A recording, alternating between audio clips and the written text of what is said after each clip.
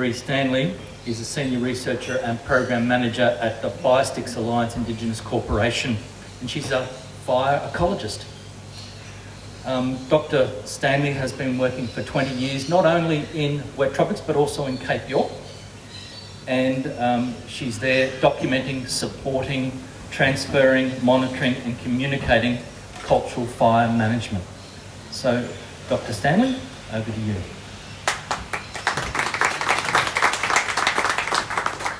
Hi everybody.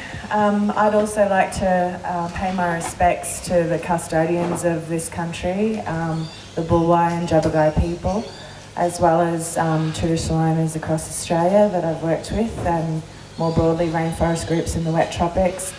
And critically, I must acknowledge those two elders and the Taipan families from Laura, and obviously the familial connections that they have here in this community as well while I'm speaking here.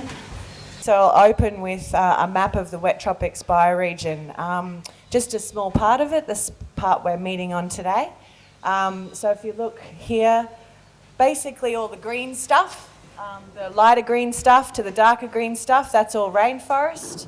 As the colours change and shift out, you're going to see that more open woodland communities that are adjacent to those rainforests, internal within those rainforests, going to grasslands and then out into the northern Gulf savanna systems.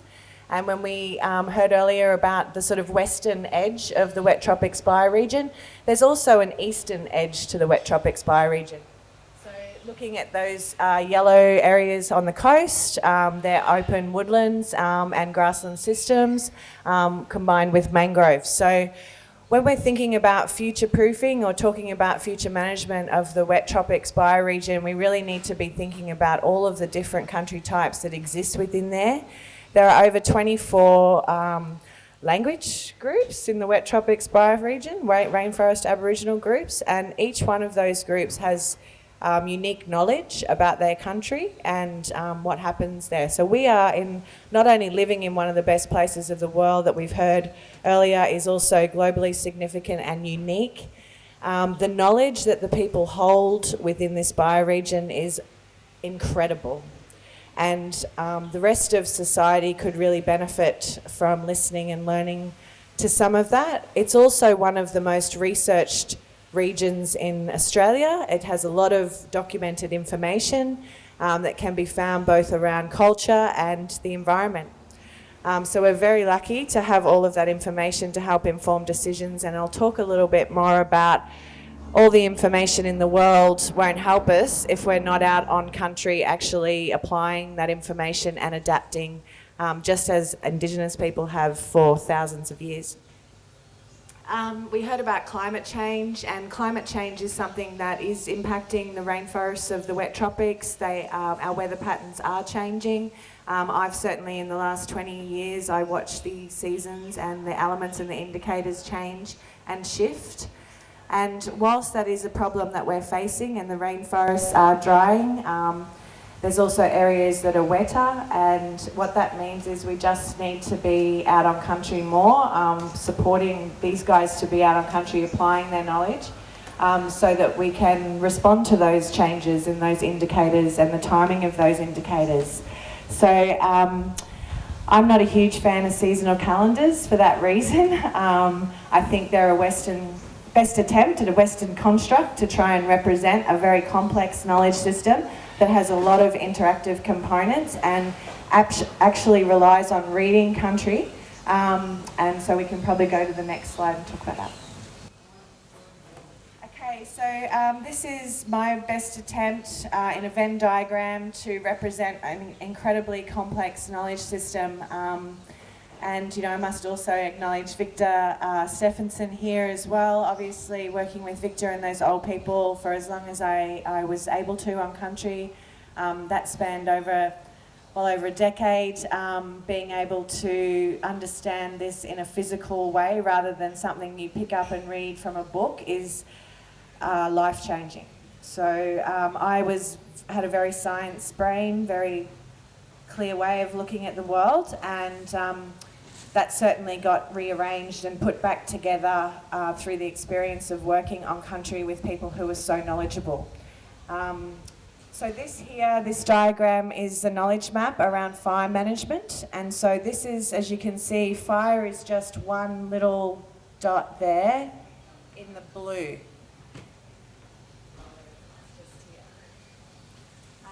All of those other elements that Barry spoke so strongly about being on country and understanding all of the interactions between each of those elements, each one of those elements also has a whole series of indicators. Every single plant, animal, the way in which it interacts. So when I'm saying this is a complex knowledge system, it is incredibly complex to understand and takes a very long time if you're coming from a non-Indigenous perspective. Because it's not something that is within us to actually clearly, easily understand with the way in which we've been brought up. We spoke about the monitoring. So when we talk about the monitoring program, it's really about the mob doing the monitoring. So the guys on the ground and the ladies on the ground who are implementing the burns and doing the work, actually those guys doing the monitoring around things that are important to them. So when we spoke about that knowledge map before, the work with community is really around, you know, what are the values and what's important, what is culturally significant, and sometimes they might be a species that are also threatened and endangered. Sometimes they may not be, but they're still culturally significant and perform a really strong function in the environment. So Western science is very good at looking at things through a very one-eyed lens. We're not very good at actually looking at the interactions between, even ecologists, I would argue, between species and, you know, where they exist in their home ranges, for example, and how they utilise other systems. So when you think of a tree kangaroo, people don't necessarily think of grass. And yet that's something that's actually quite important for tree kangaroos, even though they are a rainforest dwelling animal. There are species within the rainforest that require an ash bed for germination, for example. How did that happen? So what we've got here is just an example of some of the complex and different types of country that exist adjacent to and within the rainforests of the Wet Tropics bioregion. This is Jabbergai guys out doing their monitoring before the fires and putting their monitoring sites in. And so that works on looking at not only just photo points, but right through to veg transects, depending on people who are interested in that. But mainly importantly, looking at the cultural indicators and what's important and how should things change and respond based on that knowledge set. Not on a Western transect knowledge set that would actually measure something and then within 12 months make a huge assumption about a change that's occurred without understanding all of the other things that are going on within that system. So when Barry spoke about scales and systems within systems, one big community can have, and anyone here who's a scientist or an ecologist would understand that the diversity of grasses within a system, for example, a boxwood system or a bloodwood system, each one of those actually cure at different times. So I'll just leave that with you for a second. This is a really important place, but there are many places like this throughout the Wet Tropics bioregion. So that's a massive big old tree, as you can see in there. It's a eucalypt species, bloodwood species. So what is growing up around it is all rainforest species. So this is an area that's actually internal within the rainforest, and it was maintained that way. Through contemporary management practices, the canopy is being damaged, and that's actually letting light in, and it's letting those pioneer rainforest species grow up all around it. There's been no hand burning done in there on the ground, only aerial and secondary burning, so it's burnt from the top down, not the bottom up. And when you look at the fire scars on those trees, sorry, I should have included a canopy shot, you'd be able to see that it was burnt from the top down, not the bottom up, because you'll see the fire and the scars right on the top all the way down. So, yep, there are places that are really important to burn within the rainforest as well as the edges of those rainforests to protect them. And when we think about the species that we spoke about, cassowaries, large home rangers, tree kangaroos, all of these species actually require diverse ecosystems for their survival during different parts of their biology and cycles that they go through.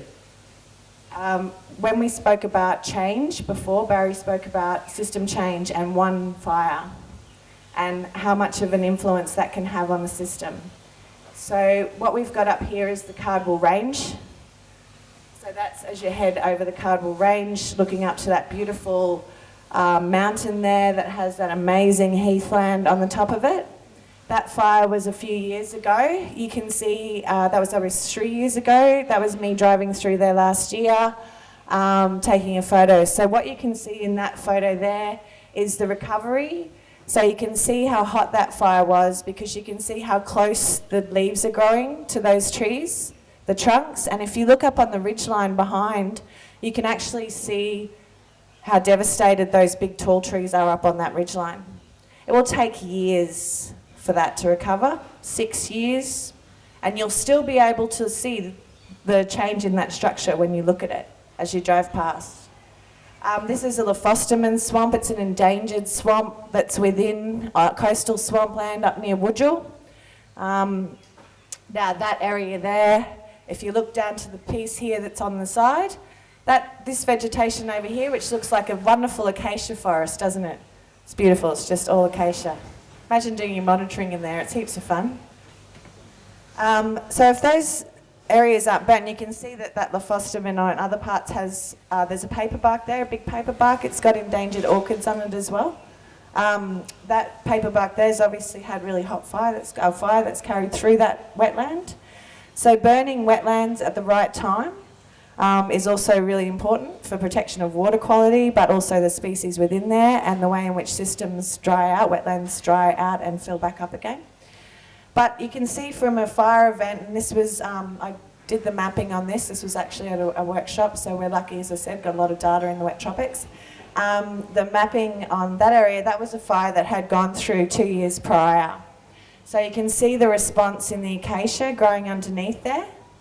See how quickly that system has changed. So being able to now manage that with fire is a completely different approach to where you were 2 years ago, 2.5 years ago.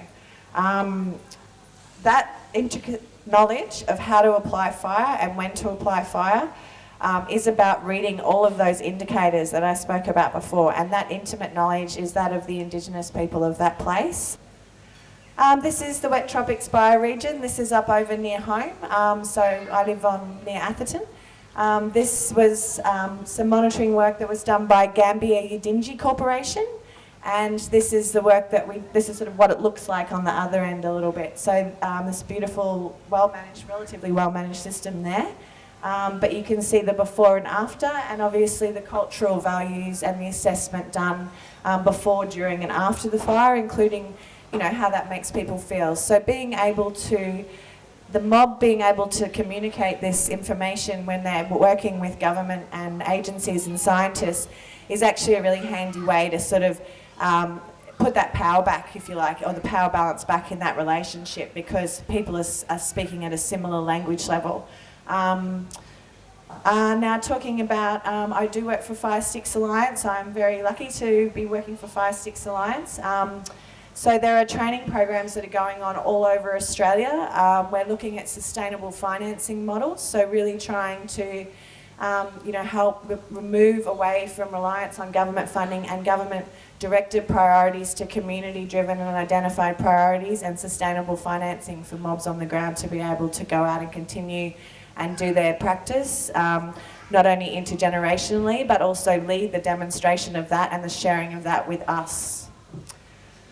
We spoke about the insects. There's a couple of beautiful shots of my son took of the insects going up the trees there, and the importance of intergenerational transfer. So these young ladies here, they're descendants of the Taipan people, now coming up as the next generation, and some of those little ones coming along. So just wanted to speak about the importance and the value of children on the fire ground.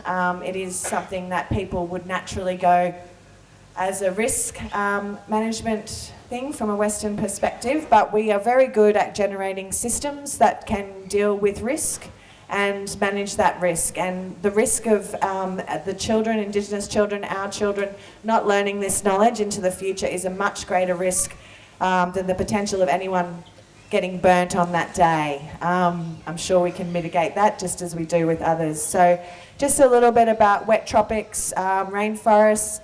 When I first started, people thought there was no knowledge left in Indigenous culture. that, you know, because people didn't speak about their knowledge, because they'd been told not to for so long, that it didn't exist somehow. You know, we've lost Yungala last year.